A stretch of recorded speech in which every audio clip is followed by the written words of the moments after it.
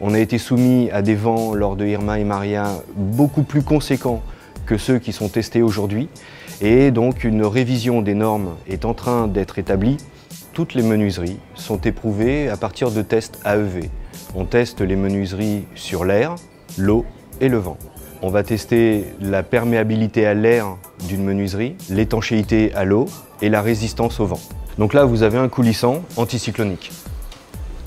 Lorsque vous avez en fait un coulissant qui sera soumis en fait à de fortes pressions et à des vents importants, la flèche et la déformation se fera dans l'axe.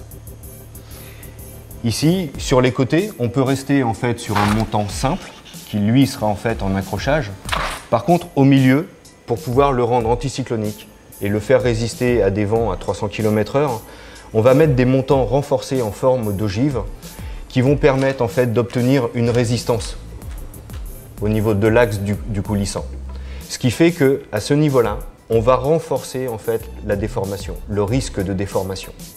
Il est indispensable en fait d'avoir une étude préalable, que ce soit en matière de construction ou en matière de rénovation. Il faut s'assurer que ce que vous voulez mettre en place en termes de menuiserie soit effectivement respectable et rentre dans les normes. Que les dimensions de les menuiseries respectent ces performances et que vous soyez assuré que votre menuiserie résistera sous de fortes pressions.